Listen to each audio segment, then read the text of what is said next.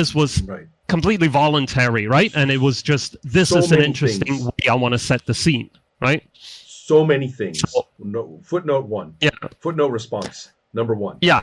Let me just explain sort of how it would play out. So basically, he would say things like, all right, I wake up, I feel like shit, right? I walk up, I get some, I pour me some wine, and then we would say things like, the taste of sand in your mouth as your opponent,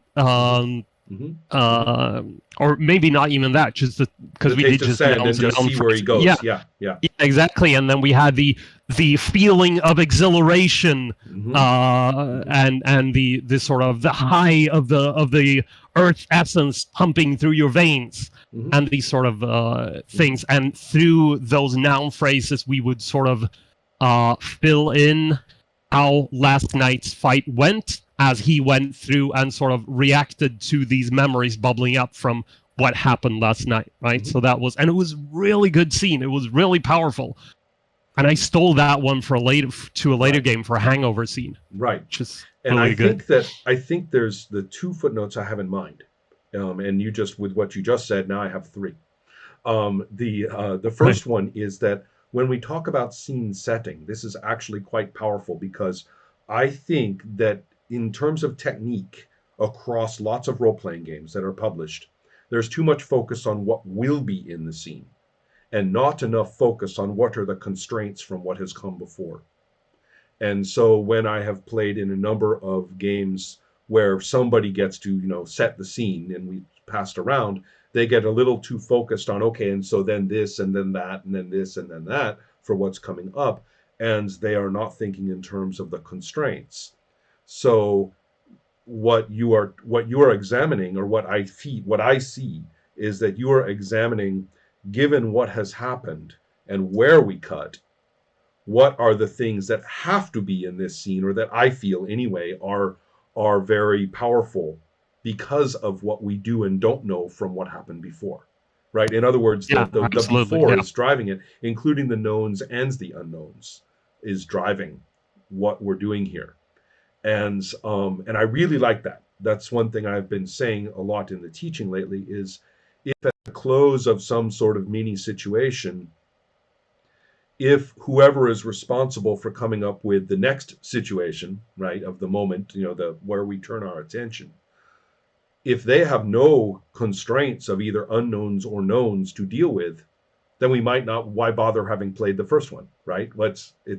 It's what I always keep calling the flat ball. Right. The ball drops to the floor and flattens out, and it's just doesn't have any air in it anymore. And now you have to pump it up, right, to start to continue to play.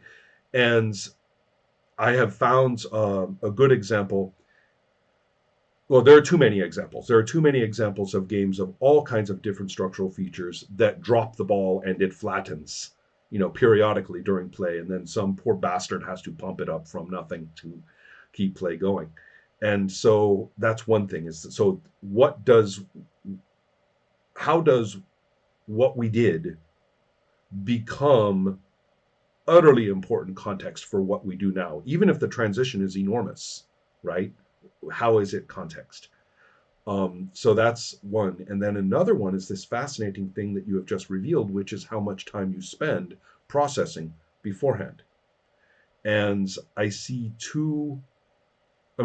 you have up to an hour of dialogue about what you're going to do, to me, I kind of blink a little bit, and I'm thinking to myself, perhaps unfairly, somebody needs to have a whack-a-mole hammer and cut that shit down to 15 minutes, right? But maybe not. Maybe that's just me. But the reason I say that is because there's one thing about it is brilliant, and it is the stealth game design, right? You are actually coming up with a lot of things in terms of, how basically doing game design right there, and all the talk of freeform and whatever, and no rules and all that, or no mechanics and all that. What you are really saying is, we won't do it before this discussion. We're going to do it in this discussion, but we won't do it before. That's part of it. Yeah. So I totally get that. So that's an amazing process right there that clearly is being handled in some kind of social It's a combination of safety and risk. You are safe with each other and taking risks with what you are going to do, right? Which is really cool. Right. Yeah. And then so that's great. Then here, let me say the next thing, kind of by contrasting the mechanics in a game we are playing right now. Another game that I am involved in right now is Dialect. And Yes. in All right. Dialect, Love that game. there's some things about it, first of all, that I think are very remarkably powerful in terms of technique, and I go ahead and call them mechanics just because I think of mechanics as a thing you touch and do. But so it's the let's not let that terminology distract us, though. The idea here is that in Dialect, when a person chooses a card and when they close the discussion of the word that is going to be produced, it's non-negotiable. That person is basically saying, cut the shit, I have chosen, right? And when they choose a card, nobody can say, why don't you choose that card, right? No, forget it, right? This is their go. We rely on them to do these things. And Yeah. if you happen to have liked another word that was mentioned during the discussion, too bad, it's not your fucking turn, right? So get over it, right? So that's known.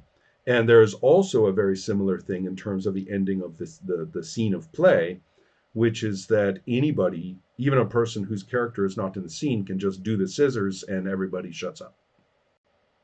Right? That's that. Good enough.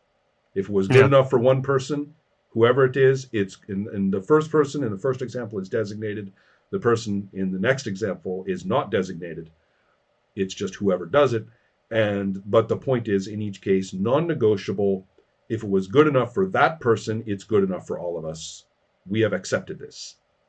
So, however, the game does not have a similar function built in a place where it desperately needs it.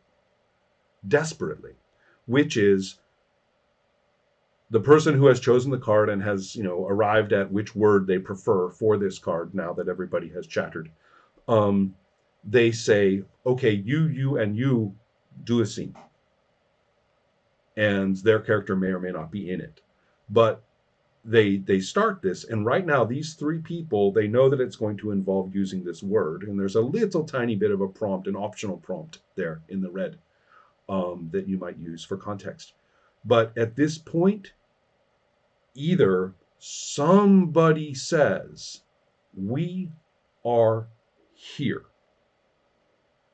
Whatever else they say, if we know these characters are here in a spot. If that doesn't happen, you end up with wandering rabbit holes, suggestions, committee, back around, consensus, struggles, and everybody is doing this with a good will, but they have forgotten that we need to know where the fuck we are. And that any other context of what kinds of things we might be coping with or why we got here or anything like this can be handled later through character dialogue. And but the rabbit hole is huge. And I realized this quickly the first time I played Dialect a couple of years ago. And then, and so I started being that guy in the conversations, right? And if I was included in a scene, we were coming up with a scene. And when I would see the blithering start, I would say, hey, we're here. This is the place. It looks like this. And I found when I talked to a person who played Dialect recently, who is the facilitator for this game, and I asked her, how did that, how did the scene get going? And she said, yeah, you're right. Somebody in each group, in each little dialogue group, laid the hammer down hard, or the scene flailed, right? And so, in other words, you need somebody laying the hammer down hard, just like you do for the scene closure. Yeah, or else I it's think, not going to happen. Yeah, Right. I've experienced similar things. When this is why I often, as a default proposition, I always do turn taking for scene setting, rather than whoever has an idea for a scene sets a scene. Right. Because then it's the same sort of, you get into sort of, I've got an idea, but maybe, if someone else has, I'm sure someone else has a better idea. Yeah, and the you better get this muddled it's thing, almost right? like the more goodwill is present socially, the worse it gets. Yeah, I mean, and I think Right. I imagine it as a very Swedish thing where everyone is sort of like, no, I'm sure someone else has a better idea. I'm not going to set my scene. Whereas if you know that it's your turn, if you don't have a good idea, go with a bad idea, and we'll see what we can make of it. Exactly. Right. That is often better. Well, and yeah, because it's not, lots of good things only became good in their process, right? I mean, yeah. There's no reason if you get paralyzed by, is this good enough? No, that's terrible. So with all that stated, now we're looking at what is being done in it, and I would love to see, in the course of these 19 sessions and the multiple scenes in each one, I would love to know when you had a situation where you needed to fill in lots of gaps from the last scene, like you just described, as opposed to a situation where that was not necessary and we are only concerned with the rocketing forward of events. Yeah, all right. So I do have an example of a very strict such scene, right? Mm-hmm. From the combat themed combat episode, right? No surprise that it was in that one. Yeah. So it was after the very first scene. So Björn did the first scene, and we had talked about how we would do. We talked about the genre before, right? That is the only thing we allowed to set before. So we wanted to do pirates again, like the first one. But we wanted to do South China Sea pirates in the sort of maybe 1800s or something like this, right? And why am I not surprised about that one either? Right. Yeah, that's for another of these sessions, right? I might have had some influence there in the discussion. So Björn would set the first scene, right? And he would set a scene of a Cantonese farmer girl working on her rice farm, and sort of describing her life. She was a normal farmer girl in this village, and she was kind of interested in this guy maybe, but she had dreams of a bigger world, but she was stuck in this rut, and etc. A nice sort of intro monologue, and then he just finished with, and this is a story how all of that would change, and then he cut the scene. Right. So that is obviously, and then it's my turn to set the next scene, right? So I go, all right, what do I do with, all right. So that was obviously a thing. It was an explicit call for, all right, now you go ahead. Right, let's what make does this things mean? happen. So, Let's quit blithering Maybe about it's the not past. exactly what you Don't tell were us about her referring dream to, but it's last definitely, night. Don't tell us about her dream last night.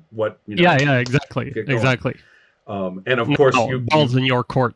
Just to illustrate the effectiveness of that, you realize that I of course immediately made up a character as you finished your description of the Han novelist who has traveled from the capital to spend a few weeks at this village because they are writing the village of simple Cantonese life, from their privileged position in the Han capital of a patron and a patron supported, popular novelist, and is going to go and like hobnob with the peasants for a little while for, to get real, right, for this, and so is happily working on their draft of their manuscript as they, sip tea and watch the peasants do peasant things, and you can see how well this is going to go.